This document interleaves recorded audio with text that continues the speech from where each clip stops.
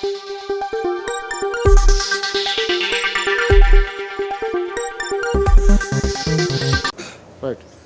ఇది మొత్తానికైతే చండూరు మున్సిపాలిటీలో హోరావరిగా విస్తృత ప్రచారం కొనసాగిస్తున్నారు. ఈ నేపథ్యంలోనే తేలుకుంట్ల రాజకుమారి చంద్రశేఖర్ గారు అంటే అధికారంలో కాంగ్రెస్ ఉన్నప్పటికీ కూడా కాంగ్రెస్ అనే అబద్ధపు మాటలతో ప్రజలను మోసం చేస్తూ అధికారంలోకి వచ్చింది. అయినప్పటికీ కూడా గత 10 ఏళ్లలో చేసినటువంటి సంక్షేమ కేసీఆర్ ప్రవేశపెట్టిన అభివృద్ధి సంక్షేమ పథకాలకి కొనసాగింపుగానే కొనసాగుతున్నాయి తప్ప వాళ్ళు చేసింది శూన్యం. 1వ వార్డులో చెత్త సమస్య, డంపింగ్ యార్డు, దోమలు, డ్రైనేజీ, స్ట్రీట్ రోడ్స్, సీసీ కెమెరాలు ఇలా ఎన్నోటువంటి సమస్యలు నెలకొని ఉన్నాయి. ఒకవేళ పార్టీ నుంచి నిధులు రాకపోయినా సొంతంగానైనా సరే 1వ వార్డుని మోడల్ డివిజన్గా మోడల్ వార్డుగా తీర్చిదిద్దుతానని అంటున్నారు. ఇప్పటికే ఎన్నో వ్యక్తిగతంగా గత 8 సంవత్సరాలుగా వ్యక్తిగతంగా వార్డు ప్రజలకు ఎంతో సేవలు చేసినాను, అనునిత్యం ప్రజలలో ఉంటున్నాను, ఒకసారి అవకాశం ఇవ్వండి, వార్డుని మోడల్ ఈ వార్డుని అంతా కూడా మోడల్ అభివృద్ధిగా మోడల్ వార్డుగా చేర్చుకోవడానికి ఒక అవకాశం ఇవ్వండి అని చెప్తున్నటువంటి పరిస్థితి. ఇది మొత్తానికైతే ఒకవేళ కాంగ్రెస్ పార్టీ అటు ఇటుగా చేసిన అధికారంలో నిధులు రాకపోయినా నా సొంత వ్యక్తిగత నిధులతోనైనా వార్డును అభివృద్ధి పరుచుకుంటున్నానని చెప్తున్నటువంటి పరిస్థితి. వీడియో జర్నలిస్ట్ నాగరాజ్తో సాగర్, 1వ వార్డు, చండూరు మున్సిపాలిటీ నుండి. రైట్, తెలంగాణలో మున్సిపల్ పోరు కొనసాగుతుంది. ఈ నేపథ్యంలోనే చండూరు మున్సిపాలిటీలో వివిధ రాజకీయ పార్టీ పక్షాలు అన్నీ కూడా పోటాపోటీగా ప్రచారం కొనసాగిస్తున్నాయి గత 10 రోజుల నుంచి. ఇక ఒకరోజు మాత్రమే ప్రచారం ఉంది. గత వారం రోజుల నుంచి ప్రజల వద్దకు వెళ్ళారు, సమస్యలు ఏమేమి ఉన్నాయో తెలుసుకున్నారు, మీ విజయం సాధిస్తే ఏం చేశామో కూడా చెబుతూ ఇంటింట ప్రచారం చేస్తున్నారు. ఈ నేపథ్యంలోనే చండూరు మున్సిపాలిటీ 1వ వార్డు బీఆర్ఎస్ పార్టీ బలపరిచిన అభ్యర్థి తేలుకుంట్ల రాజకుమారి చంద్రశేఖర్ గారు మనతో పాటు ఉన్నారు. మేడం నమస్కారం. గత వారం రోజుల నుండి ప్రచారం విస్తృతంగా చేస్తున్నారు. ఎట్లాంటి సమస్యలు గుర్తించారు, ప్రజలకు ఏం చెప్తున్నారు, వాళ్ళ నుంచి స్పందన ఏ విధంగా ఉంది? అందరికీ నమస్కారం. చండూరు మున్సిపాలిటీ 1వ వార్డు బీఆర్ఎస్ పార్టీ తరపు నుంచి నేను 1వ వార్డు నుంచి పోటీ చేయడం జరిగింది. గతంలో 10వ వార్డు నుంచి పోటీ చేసి ఓడిపోవడం జరిగింది. అయినా సరే వెనకడుగు వేయకుండా ప్రజలతో కలిసి ప్రజలలోనే ఉండి ప్రజలతోటే వాళ్ళతోటే జీవించాలనే ఉద్దేశంతో నేను మళ్ళీ పోటీ చేయడం జరిగింది. గత 4 రోజుల సంధి ప్రచారం చేసిన భాగంలో ఇంటింటికి గడప గడప ప్రచారం చేయడంలో జరవాణి నా దృష్టికి తెచ్చిన విషయాలు ఏంటంటే సీసీ రోడ్లు, వీధి దీపాలు, డ్రైనేజీ సిస్టము, మాకు పింఛన్లు రాలేదు, పింఛన్లు ఆపేసిండ్రు అని, సీసీ రోడ్లు వేయటం ఆపేసిండ్రు అని చెప్తున్నారు. మాకు మనసు బాధ అనిపించింది.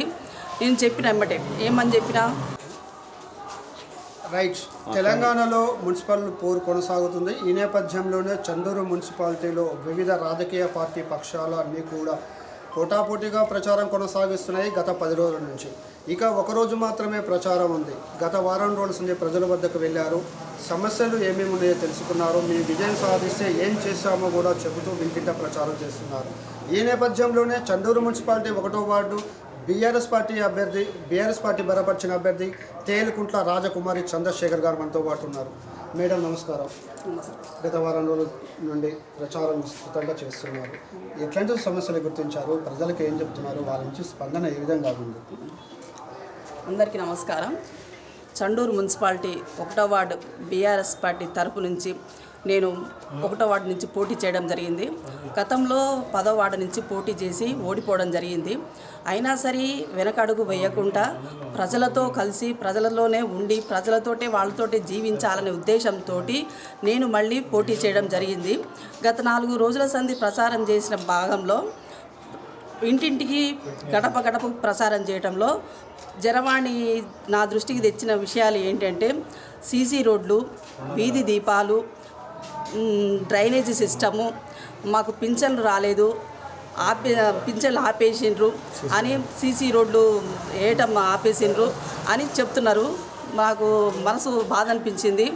నేను చెప్పిన వెంబటే ఏమని చెప్పినా, నన్ను గినక కారు గుర్తు ఓటేసి నన్ను గెలిపించిరనుకో, నా సొంత నిధులతోటి నేను ఈ సమస్యలన్నీ నేను పరిష్కారం చేస్తా, ఇది నా హామీ అని వాగ్దానం చేశాను వాళ్ళ ముందర. ఓకే, ఇంకా అంటే మీరు చేసి ఇదివరకు చేసినటువంటి కౌన్సిలర్గా కొనసాగారు సార్. అవన్నీ ఆ సేవలు మీకు ఉపయోగపడి ఓటమి పాలైనప్పటికీ కూడా ఎన్నో సేవా కార్యక్రమాలు చేశారు. అవన్నీ కూడా మీకు ఉపయోగపడతాయి అనుకుంటారా ఈసారి? ఖచ్చితంగా ఉపయోగపడతాయండి. ఓకే, ఇది స్థానిక బీఆర్ఎస్ నాయకుల నుంచి ఎటువంటి స్పందన ఉంది, ఎటువంటి మద్దతు ఉంది మీకు? సంపూర్ణ మద్దతు ఉంది. ఓకే, 10 వార్డుల బీఆర్ఎస్ పార్టీ కార్యకర్తలందరూ నాకు మద్దతు ఇస్తున్నారు.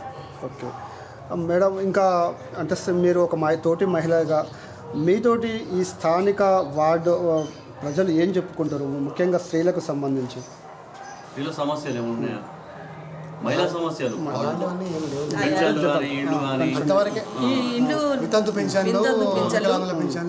పింఛన్లు, వృద్ధాప్య పింఛను మాకు ఆపేసిండ్రు. అవి తప్పకుండా మాకు అర్హులకు కాకుండా పక్కతో ఒక పట్టించారు. అది అంటే ఇప్పుడు కాంగ్రెస్ పార్టీ ఏమో అధికారంలో ఉన్నది, మీరేమో ప్రతిపక్ష హోదాలో ఉన్నారు. ఎట్లా వాళ్ళపైన పైచేయి సాధించాలంటే మీరు ప్రజల్లోకి ఇంకా బలంగా చుచ్చుకొని పోవాల్సినటువంటి పరిస్థితి. ఏం చెప్తారు మేడం? కాంగ్రెస్ పార్టీ ఈ విషయంలో మేము చెప్పాల్సింది ఏంటంటే, కాంగ్రెస్ పార్టీ యొక్క వ్యతిరేక విధానాలే, ప్రజా వ్యతిరేక విధానాలే మా బీఆర్ఎస్ పార్టీకి ఒక అస్త్రాలుగా మేము భావించుకొని మేము ముందుకు పోతున్నాము.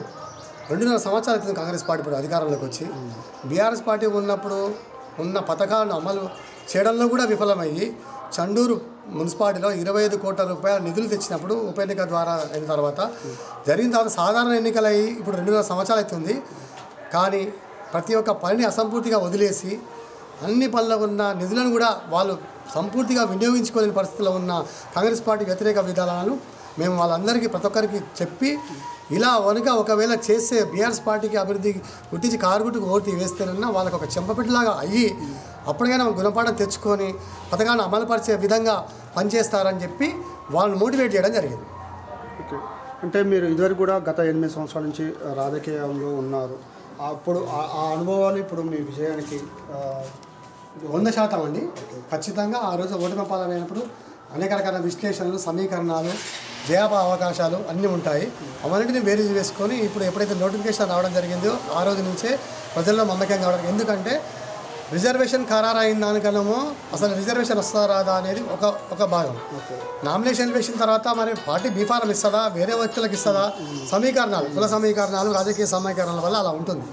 అంటే 3వ తారీఖు నాడు ఉపసంహరణలు అయిన రోజు వరకు కూడా మాకు లాస్ట్ మినిట్లో కూడా మాకు వస్తుందా బీఫారము, మేము పోటీ చేస్తామా అని ఒక సంసిగ్ధత ఉండే. ఎప్పుడైతే చివరి జాబితా విడుదలైందో ఆ రోజు నుంచి 4వ తారీఖు నుంచి ఉదయం సాయంత్రం ప్రతిరోజు ప్రతి గడపకు ప్రతి ఒక్క ఓటర్ని కలిసి మా యొక్క మేము గెలిస్తే చేయదగ్గ అభివృద్ధి పనులను ఇప్పుడు స్థానికంగా ఉన్న సమస్యలను తెలుసుకోవడం జరిగింది. ఆ విధంగా వాళ్ళు అడిగారు, మీరు అధికార పార్టీ కాదు కదా, నిధులు ఎక్కడి నుంచి తెస్తారని. ప్రయత్నం చేస్తాము, నిధులు తెప్పించడానికి ప్రయత్నం చేస్తాము. ఒకవేళ సాధ్యపడిన పక్షంలో దేవుడిచ్చిన శక్తి నాకున్నది, నా సొంత ఖర్చుతోడైనా సరే నేను ఈ వార్డుని అభివృద్ధి చేస్తానని వాళ్ళకైతే హామీ ఇవ్వడం జరిగింది.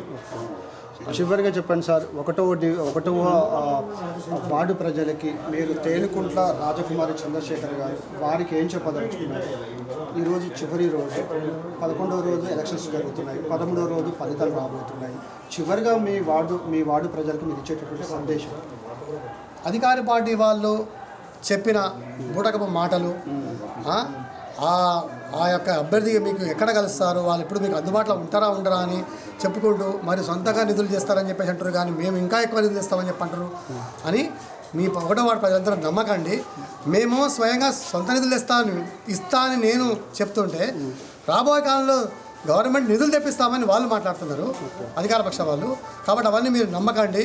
మేము ఎప్పుడు 1వ వార్డు ప్రజలతో మమేకమై ఉంటామని ఈ సందర్భంగా తెలియజేస్తూ ప్రతి ఒక్క ఓటర్ని వేడుకోవడం ఏంటంటే, మా కారు గుర్తుకు ఓటేసి మమ్మల్ని గెలిపించి 1వ వార్డు అభివృద్ధిలో మేము ఇద్దరం భాగస్వాములు అయ్యేటట్టుగా మమ్మల్ని ఆశీర్వదించాలని ఒక్కసారి మీడియా మిత్రుల ద్వారా కోరుకుంటున్నాను. అలాగే చండూరు మున్సిపల్లో ఉన్న 10 వార్డు అభ్యర్థులను కూడా కాంగ్రెస్ను ఓడించి బీఆర్ఎస్ పార్టీ యొక్క కారు గుర్తుకు ఓటేసి అభివృద్ధిలో అందరూ భాగస్వామి కావాలని మా యొక్క మనవి.